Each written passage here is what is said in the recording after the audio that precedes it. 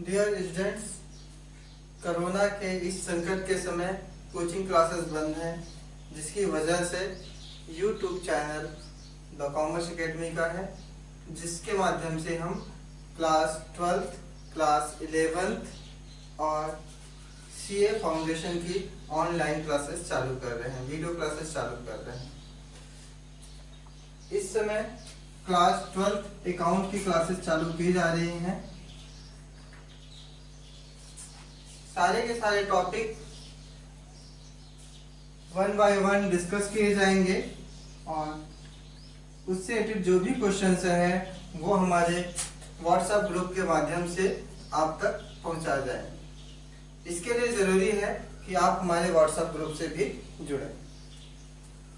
इसके लिए एक छोटा सा काम करना है। आपको हमारे कॉन्टेक्ट नंबर 9425464128 या 9993464128 में मैसेज करना है, जिसमें अपना नाम, अपनी क्लास और बोर्ड, सीबीएसई बोर्ड है या स्टेट बोर्ड, आपको मैसेज करना है हमारे इस नंबर पे, जिसके माध्यम से हम आपको अपने व्हाट्सएप ग्रुप में ऐड करेंगे और संबंधित क्वेश्चंस आपको पीडीएफ फाइल के रूप में भेज दिए जाएंगे। साथ ही साथ सारी मेथड आपको डिस्कस किए जाएंगे। तो सबसे पहले आप या तो फर्स्ट नंबर या सेकंड नंबर पे आप मैसेज करें, ताकि हम आप तक आपको क्वेश्चन पहुंचाएं।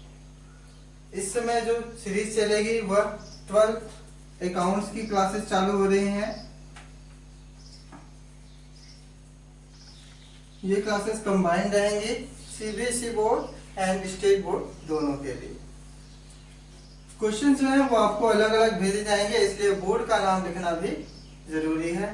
सीबीएसई बोर्ड वालों को अलग से क्वेश्चंस पोस्ट किए जाएंगे एंड स्टेट बोर्ड वालों के लिए सेपरेट क्वेश्चन। हम आज से अकाउंट्स के जितने भी टॉपिक्स हैं वो डिस्कस करेंगे और उसमें सबसे पहले आज से जो टॉपिक चालू हो रहा है वह है नॉन प्रॉफिट ऑर्गेनाइजेशन।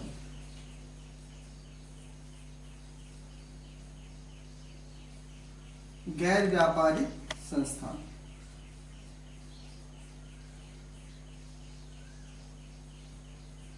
उसके पश्चात जो दूसरा टॉपिक चालू होगा वह है आपका पार्टनरशिप अकाउंटिंग।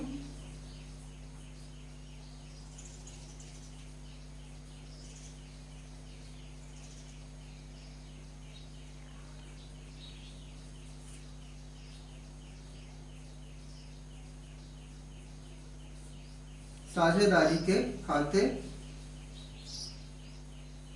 और थर्ड स्टेज में जो हम चालू करेंगे वो है आपका कंपनी अकाउंट।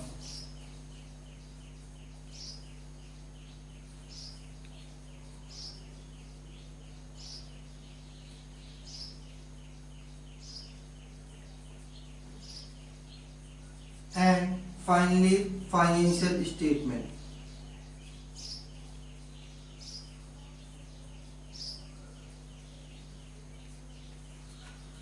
तो शुरुआत करेंगे सबसे पहले non profit organisation.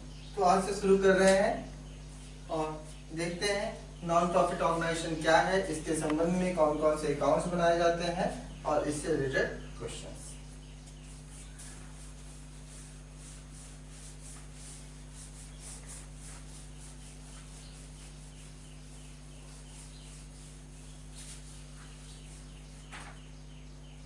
Class 12th का पहला चैप्टर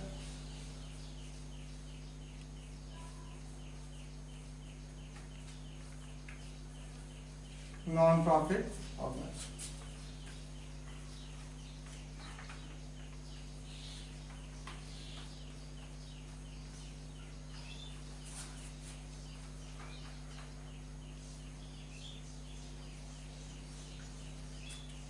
क्लास 11th में हमने देखा है टाइप्स ऑफ ऑर्गेनाइजेशन। दो तरीके के ऑर्गेनाइजेशन होते हैं, सभी को पता है। पहला है प्रॉफिट ऑर्गेनाइजेशन,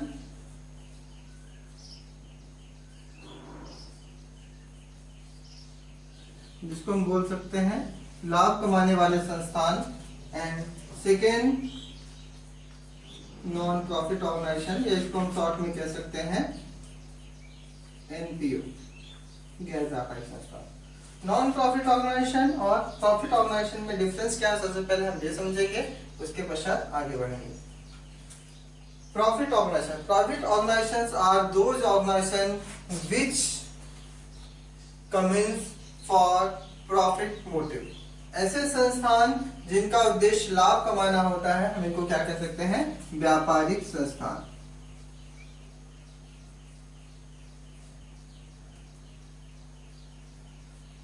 तो गैर व्यापारिक संस्थान क्या है, आपको नाम से ही पता चलता होगा कि non profit organisation are those organisation which work for social welfare. इनका उद्देश्य लाभ कमाना नहीं है, ये किसके लिए काम करते हैं, सामाजिक लाभ के लिए, सोशल वेलफेयर के लिए, सामाजिक उत्थान के लिए। साथ साथ 11th क्लास में आपने पढ़ा होगा अकाउंटिंग की दो मेथड होती हैं, दो अप्रोचेस हैं, एक एक्रुअल बेसिस उपार्जन आधारित,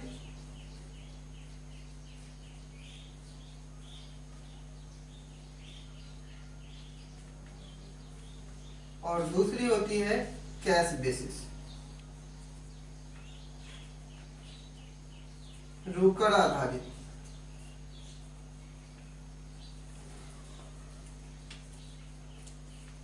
हमने एक्रुअल बेसिस अकाउंटिंग पढ़ी है 11th क्लास में, कहाँ फॉलो की जाती है, जो भी प्रॉफिट ऑर्गेनाइजेशन होते हैं। आप लोगों को याद होगा कि प्रीवियस क्लास में आपने बनाया था ट्रेडिंग अकाउंट,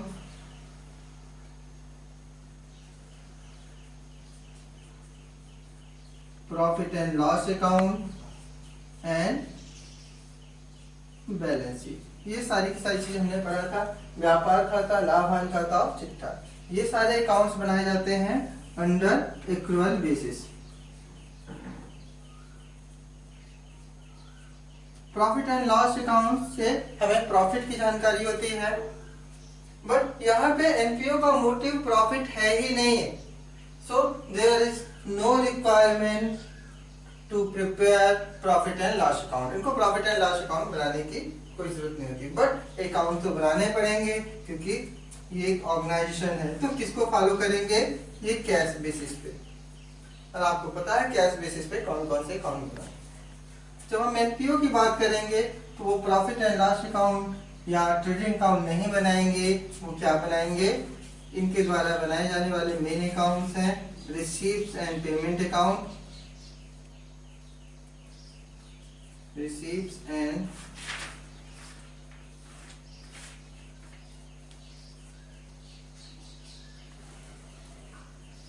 पेमेंट्स अकाउंट, इसको बोलते हैं प्राप्ति भुगतान खाता।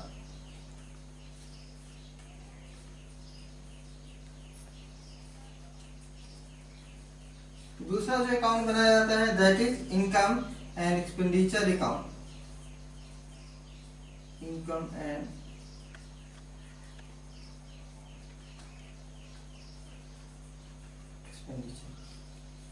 इसको क्या कह सकते हैं, आय व्यय। और थर्ड जो है दैट इज बैलेंस शीट।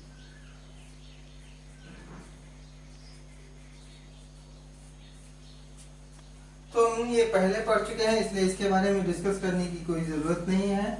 हमारा जो टॉपिक है वो नॉन प्रॉफिट ऑर्गेनाइजेशन है और इससे रिलेटेड हम अकाउंट्स पढ़ेंगे। मींस इस चैप्टर में हम कह सकते हैं हमें 3 अकाउंट बनाना सीखना है। पहला receipt and payment account, second income expenditure account and third balance sheet. तो शुरुआत करते हैं नॉन प्रॉफिट ऑर्गेनाइजेशन। सबसे पहले हम देखेंगे ये होते कौन से ऑर्गेनाइजेशन है, इनकी इनकम क्या क्या होती है और इनके मोटिव। जैसा कि अभी हम आपको बता रहे हैं नॉन प्रॉफिट ऑर्गेनाइजेशन का मोटिव प्रॉफिट नहीं, तो क्या हो सकता है, प्रॉफिट नहीं है तो सोशल वेलफेयर। और सोशल वेलफेयर वाले ऑर्गेनाइजेशन कौन कौन से हैं, आप बहुत सारे ऑर्गेनाइजेशन के बारे में जानते हैं। जैसे स्कूल। स्कूल के बारे में बात करें तो स्कूल का मोटिव क्या होता है? एजुकेशन प्रोवाइड करना, शिक्षण संबंधी कार्य करती है और उसका उद्देश्य प्रॉफिट नहीं होता है। उसके अलावा जितने भी क्लब्स होते हैं, आपने सुना होगा अलग अलग क्लब होते हैं। स्पोर्ट्स से रिलेटेड पर्संस के लिए स्पोर्ट्स क्लब हो गए, एजुकेशन से रिलेटेड कुछ क्लब होते हैं, तो वो सारे के सारे क्लब के अलावा जितने भी ट्रस्ट होते हैं, रीजनल हो या नॉन रीजनल, जितने भी हैं, रीजनल हैं या नॉन रीजनल, सारे के सारे ट्रस्ट किस पे आते हैं? नॉन प्रॉफिट ऑर्गेनाइजेशन में। जितने भी धार्मिक संस्थान हैं, उसके अलावा अनाथालय हो गया, हॉस्पिटल्स हो गया, ये सारे के सारे नॉन प्रॉफिट ऑर्गेनाइजेशन। अब आपको जानना पड़ेगा नॉन प्रॉफिट ऑर्गेनाइजेशन की इनकम क्या क्या है। इनकम ऑफ एनपीओ, कुछ इनकम के बारे में हम डिस्कस कर रहे हैं ताकि हम अकाउंट बनाएं तो आसानी हो। सबसे पहला है entrance fees. Entrance fees Hindi में इसको कह सकते हैं प्रवेश शुल्क।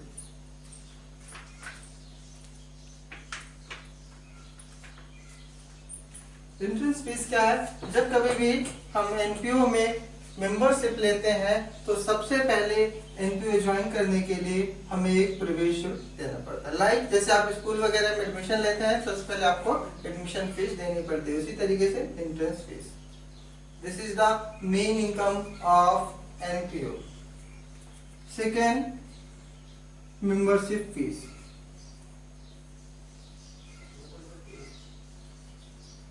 मेंबरशिप फीस, सदस्यता शुल्क।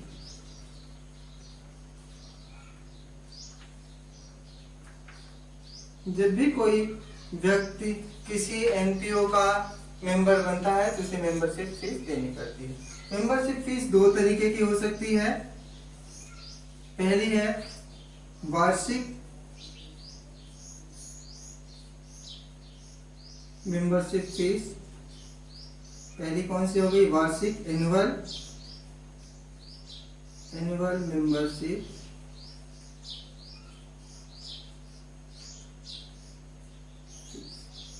वार्षिक सदस्यता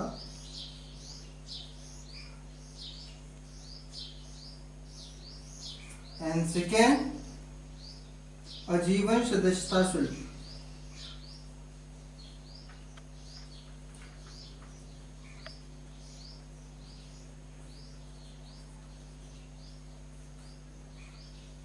इसको कह सकते हैं लाइफ मेंबरशिप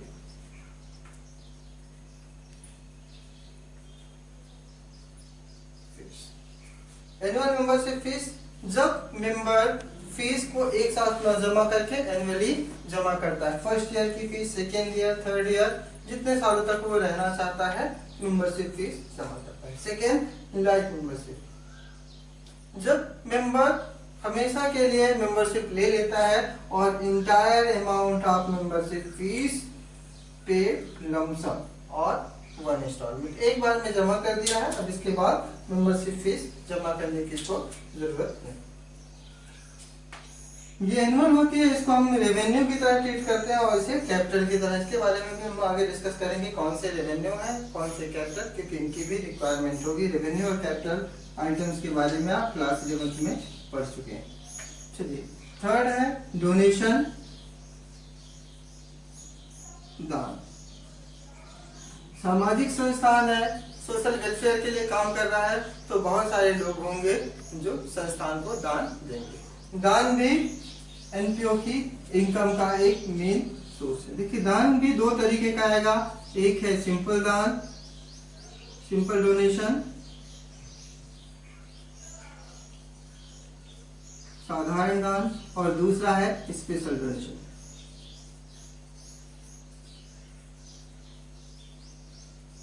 विशेष दान। सिंपल और स्पेशल दोनों में क्या डिफरेंस है? देखिए, जब भी डोनेशन दिया जाता है लेकिन कोई डिक्लेरेशन नहीं होता है किस पर्पस के लिए दिया गया है, तो सिंपल डोनेशन। आप बहुत सारे एनजीओ में डोनेशन कर रहे हैं, लेकिन क्यों कर रहे हैं, क्या किसी स्पेशल ऑब्जेक्ट के लिए कर रहे हैं, नहीं, तो वो कहलाएगा फिर स्पेशल डोनेशन। जब डोनेशन किसी स्पेशल पर्पज के लिए दिया जाता है, लाइक अभी देखिए आप प्रधानमंत्री राहत कोष वगैरह है, और उसमें अभी एक अलग से कोरोना के संबंध में फंड बनाया गया है और उसमें डोनेशन दे रहे हैं, तो वो डोनेशन फंड में जो भी डोनेट किया गया है वो अमाउंट केवल कोरोना से संबंधित बीमारी के लिए ही यूज किया जाएगा। So that is special donation. इसी तरीके से एनपीओ में बहुत सारी चीजों के लिए होता है। एग्जांपल के लिए एनपीओ की कोई बिल्डिंग बननी है तो हमने दे दिया है दान, किसके लिए, फॉर बिल्डिंग।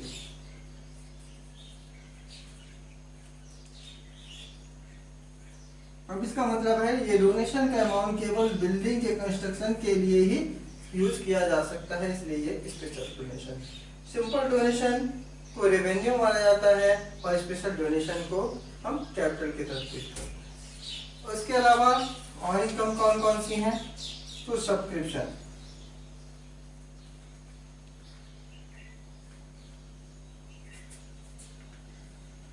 सब्सक्रिप्शन, चंदा, थोड़ा थोड़ा करके जब डोनेट करते हैं लोग तो वो सब्सक्रिप्शन में आता है। बहुत सारे मेंबर्स होते हैं जो मेंबरशिप फीस के अलावा सब्सक्रिप्शन भी प्रोवाइड करते हैं, ये भी एक इनकम है, सोर्स ऑफ एनपीओ। सब्सक्रिप्शन के अलावा है ग्रांट, ग्रांट हो सकता है या इसके अलावा लेजेसी हो सकती है और डिफरेंट इनकम हो सकती है। तो अभी हम इतने इनकम के बारे में डिस्कस कर रहे हैं और आगे बढ़ते हैं। आपको जो नोट्स भेजे जाएंगे पीडीएफ में, उनमें सारी चीजें डिटेल में आपको भेज दी जाएंगी। अब आते हैं हम वापस जो भी अकाउंट्स प्रिपेयर किए जाते हैं उनके बारे में, और उनमें से आज सबसे पहला अकाउंट हम देखेंगे रिसीप्ट एंड पेमेंट अकाउंट। तो शुरुआत करेंगे अब रिसीप्ट एंड पेमेंट अकाउंट के बारे में। उसका फॉर्मेट देखेंगे, किस फॉर्मेट में बनाया जाता है, कौन कौन से आइटम इसमें शो किए जाते हैं। पर उसके पहले हम आपको रेवेन्यू और कैपिटल के बारे में थोड़ा सा डिस्कस करेंगे। आपने देखा होगा जो भी रिसीप्ट एंड पेमेंट होंगी वो दो तरीके की होती हैं, रेवेन्यू एंड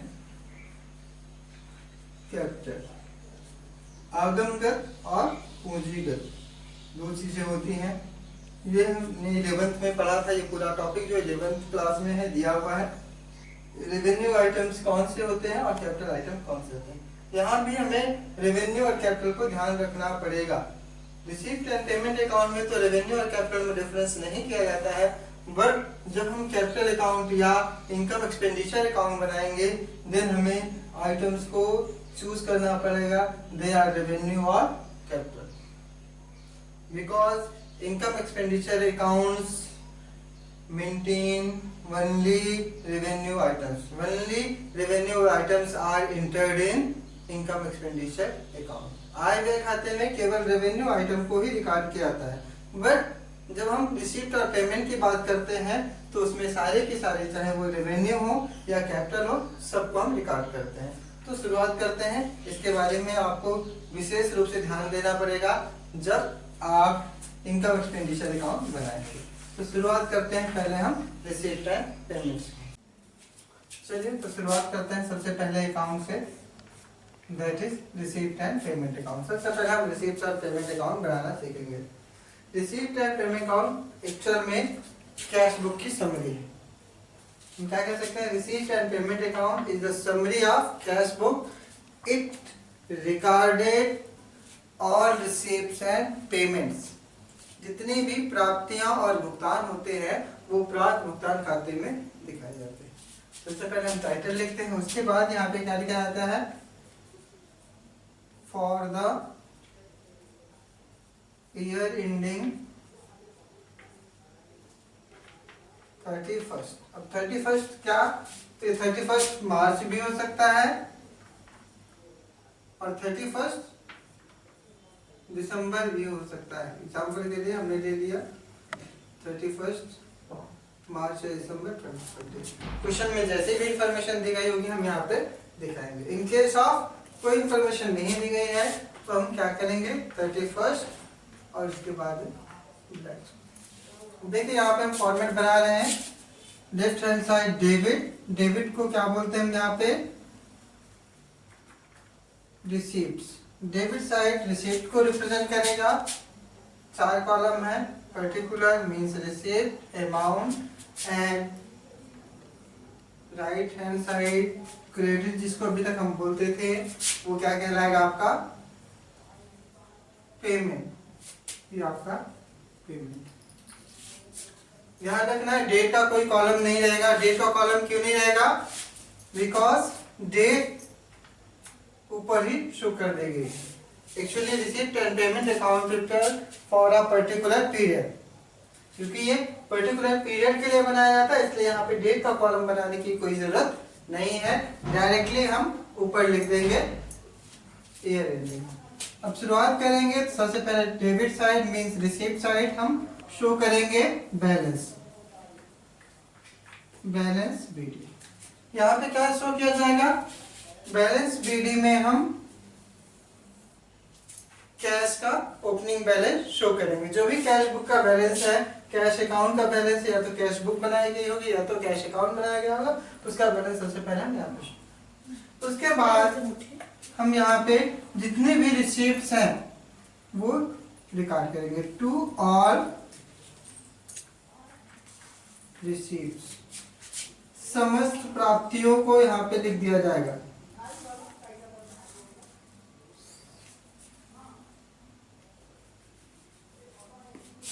यहाँ पे क्या करेंगे हम सभी प्राप्तियों को लिखेंगे। कैसे? फॉर एग्जाम्पल यदि डोनेशन मिला है देन टू डोनेशन। अब सवाल आता है कौन सा डोनेशन, स्पेशल या नॉर्मल। तो यहाँ पे स्पेशल और नॉर्मल को ध्यान नहीं रखना है। यहाँ पे चाहे वो कैपिटल नेचर का हो या रेवेन्यू नेचर का हो। और रिसीप्ट जैसा हम बार बार बोल रहे हैं कि जितनी भी प्राप्तियां हैं वो सारी की सारी यहाँ पे। डोनेशन के अलावा यदि मान लेते हैं हमको सब्सक्रिप्शन मिलता है then to subscription. Membership fees है then membership fees. In case of entrance fees मिलती है देन टू एंट्रेंस फीस। सारी की सारी प्राप्तियां जो भी हैं ऑल रिसीप्ट हैं वन बाई वन हम यहाँ पे लिख दिया। हमने इसलिए यहाँ पे लिख दिया है टू ऑल रिसीप्ट, समस्त प्राप्तियां जितना भी मिल रहा है ये सारा का सारा यहाँ पे लिख देंगे। अब इसके बाद आते हैं पेमेंट साइड। यहाँ पे क्या लिखा जाएगा? बाय। बाय का यूज करेंगे ऑल पेमेंट्स, जितना भी आप पेमेंट कर रहे हो, समस्त भुगतान, जितना भी आप भुगतान कर रहे हो वो यहाँ पे शो कर दिया जाएगा। जैसे आपने ऋण पे किया तो बाय रेंट अकाउंट। ऑफिस है आपका एनजीओ का तो उसका किराया देना पड़ेगा। सैलरी दे रहे हैं किसी एम्प्लॉय को तो बाय सैलरी। इलेक्ट्रिसिटी बिल दे रहे हैं तो बाय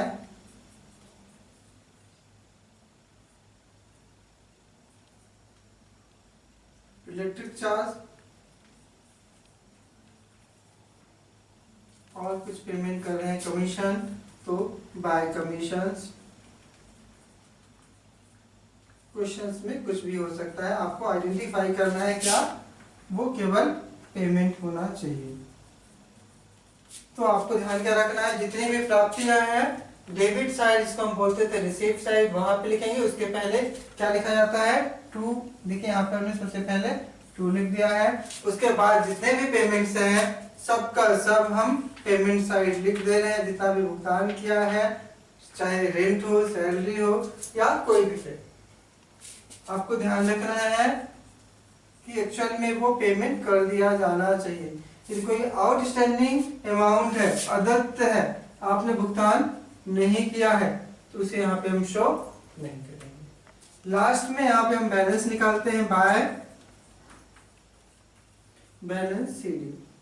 अब आपके माइंड में एक क्वेश्चन आ रहा होगा कि जरूरी थोड़ी है कि बैलेंस इधर साइड है, डेबिट साइड भी आ सकता है। तो ऐसा नहीं, क्योंकि ये कैश बुक का समरी है और कैश बुक का हमेशा बैलेंस डेबिट होता है, इसलिए रिसीप्ट एंड पेमेंट अकाउंट का बैलेंस भी इधर ही आएगा।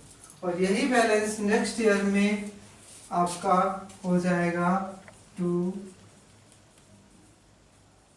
Balance BD. जो बैलेंस आपने यहाँ पे लिखा था वही बैलेंस आपका नेक्स्ट ईयर में यहाँ पे हो जाएगा। तो ये जो आपका cash book receipt and payment account का फॉर्मेट हो गया। आपको क्या करना है, इस फॉर्मेट को लर्न करना है, ध्यान रखना है। जितनी भी रिसीप्ट है वो डेबिट साइड लिखना है, जो भी मिल रहा है डेबिट साइड, जो भी भुगतान कर रहे हैं वो क्रेडिट साइड। अब इसके बाद नेक्स्ट क्लास में हम आपको इसके क्वेश्चंस करवाएंगे, और इसके लिए जरूरी है कि जो क्वेश्चन हम यहाँ सॉल्व करवा रहे हैं वो क्वेश्चन आपके पास भी। वो कैसे आएंगे, तो बहुत छोटा सा तरीका है। आप अपना नाम, अपनी क्लास और बोर्ड, आप सीबीएसई बोर्ड के हैं, सेंट्रल बोर्ड के हैं या स्टेट बोर्ड के हैं, हमें हमारे व्हाट्सएप नंबर पे भेज दीजिए। हम व्हाट्सएप ग्रुप में आपको ऐड करके पहले सारे क्वेश्चंस पीडीएफ फॉर्म में आपको पीडीएफ फाइल में भेज देंगे। कॉन्टेक्ट नंबर है, हम पहले ही बता चुके हैं, जिन्होंने नोट नहीं किया हो वो नोट कर ले ताकि हम आप तक क्वेश्चन पहुंचा सकें। 9425464128 9425464128। या दूसरा नंबर भी आप लिख सकते हैं 9993464128। इन दोनों में से किसी भी नंबर पे आप अपना नाम, अपनी क्लास और बोर्ड, सीबीएसई बोर्ड है या स्टेट बोर्ड है, हमें भेजिए। हम आपको पीडीएफ फॉर्म में क्वेश्चंस भेज देंगे और आगे वो क्वेश्चन सॉल्व करवाएंगे। साथ ही साथ यदि आपके और कोई क्वेश्चन है इन टॉपिक से रिलेटेड तो आप ग्रुप के माध्यम से हमसे पूछ सकते हैं। तो आज के लिए इतना ही। कल हम इसके क्वेश्चन सॉल्व करवाएंगे और इसके बाद इनकम एक्सपेंडिचर अकाउंट और लास्ट में बैलेंस शीट। इस